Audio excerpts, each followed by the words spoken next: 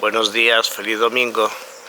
Lo primero de todo, felicitar este día a los que celebréis Santo Tomás de Aquino, y es un día señalado, aunque el día 7 de marzo es la fecha de su muerte, pero bueno, tradicionalmente desde hace ya un tiempo se ha colocado esta otra fecha. Pero bueno, celebramos este año 750 aniversario de su muerte, y con ese motivo, y el año que viene el 800 de su nacimiento, y con ese motivo he escrito un libro a propósito que ya os he mandado foto de la portada, y justamente dentro de un mes lo presentaremos aquí en mi parroquia. Bueno, aparte de eso, quiero empezar la reflexión o el comentario de la palabra de Dios de este domingo justamente por el Salmo. El Salmo dice: ojalá escuchéis hoy la voz del Señor, no endurezcáis el corazón. Es una llamada continua del Señor a abrir los oídos y el alma para que su palabra se resuene en el corazón y tenga una respuesta. Ciertamente estamos en un momento muy mediocre, tanto de la vida social, vida política, como de la vida dentro de la Iglesia. Diría Pablo VI que se ha introducido el humo de Satanás en la Iglesia, es decir, hemos optado por adaptarnos al mundo hasta el punto de casi abandonar a Jesucristo, y esto le pasa a muchos cristianos. Y entonces de esos polvos estos lodos. Y hace tiempo que esta deriva se viene denunciando incluso desde el magisterio, pero bueno, nos hemos instalado en eso. Muchos cristianos, como la Iglesia les parece que no funciona, y tienen razón, resulta que bueno, pues se alejan de la Iglesia, pero también muchos se alejan de Jesucristo. Y bueno, yo creo que aquí hay un grave error, ¿vale? La Iglesia está compuesta de hombres y mujeres, por tanto de pecadores, personas capaces de pecar, capaces de no hacer el bien, capaces de tomar decisiones completamente erróneas y equivocadas. Y cuando el Evangelio se le convierte en una especie de tablilla ideológica y no en lo que es la buena noticia de la salvación, pues entonces viene que justificamos todo, incluso el pecado, justificamos todo, como las manías y los egos personales, justificamos todo como las ideologías que queremos adentrar en la vida de la Iglesia para que el mundo no nos moleste, y ese no es nuestro camino. Dice la primera lectura, Moisés dice que en medio del pueblo habrá una palabra viva del Señor, alguien que hablará en el nombre del Señor.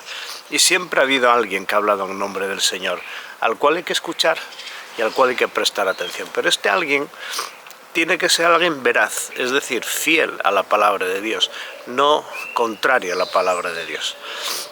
Jesucristo es el punto clave de esa palabra. El seguimiento de Jesús nos conduce al encuentro personal con Dios, y justamente porque el encuentro personal con Dios se realiza con la persona de Jesús, Él genera un grupo, un entorno, una comunidad en torno a Él que llamamos eclesía, iglesia, que es la palabra griega que significa grupo que se reúne. Y ese grupo que se reúne, a pesar de todos los pesares y a pesar de sus dificultades, es presencia viva del Señor, porque en ese grupo ha sido constituido en el nombre del Padre, del Hijo y del Espíritu Santo. Esto es la Iglesia. Ahora bien, si dentro de la Iglesia alguien no actúa y según el proyecto de Dios, si alguien no pronuncia la palabra de Dios, sino que la malversa y la tergiversa, lo dice el libro del Deuteronomio, es reo de rechazo. Reo de rechazo. Bueno, y eso es un poco lo que está pasando. Las corrupciones del clero, sean obispos, sean sacerdotes, sean religiosos, sean quien sea, pues es una corrupción que el pueblo de Dios rechaza, que el mismo Dios rechaza y que el mismo Dios denuncia. La actitud es la que dice San Pablo en la segunda lectura. Hemos de vivir la vida humana como con una cierta insatisfacción, porque a lo que tenemos que dedicarnos es justamente a las cosas del Señor. sea cual sea nuestro estado de vida. ¿Y las cosas del Señor en qué consisten? Pues construir el reino de Dios, es decir, buscar la salvación. ¿Qué es la salvación? La salvación quiere decir, la palabra, rescatar de una situación no deseada, sacar a alguien de una situación violenta, dura, difícil, complicada, sacar a alguien de un peligro, sacar a alguien de la muerte. Muy bien, pues esto es lo que Dios hace con nosotros. El Señor, con la buena noticia del Evangelio, es decir, con la persona de Jesucristo, pone delante de nuestra mirada un camino a seguir.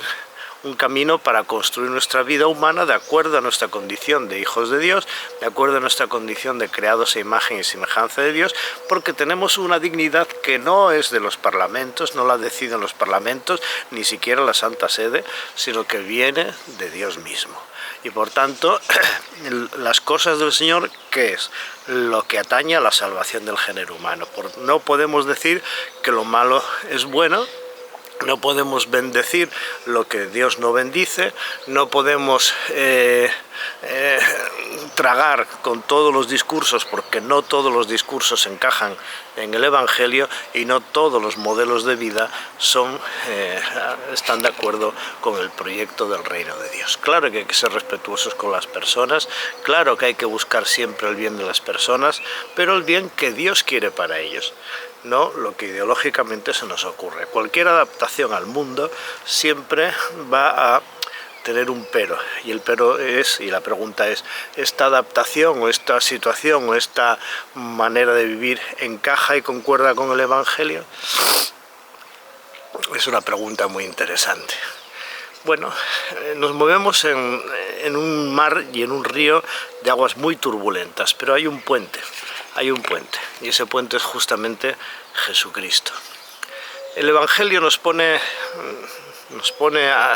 ante la mirada de quién es Jesús. Dice San Marcos, le hace una pregunta de fondo: si hasta los demonios son capaces de reconocer quién es Jesús, ¿por qué nosotros los bautizados, que estamos impregnados de la misma vida de Jesús, no somos coherentes con esa verdad? ¿Por qué no vivimos una vida cristiana honesta? ¿Qué quiere decir eso? ¿Por qué decimos que lo malo es bueno? ¿Por qué tragamos con el discurso del aborto? ¿Por qué tragamos con el discurso de la eutanasia?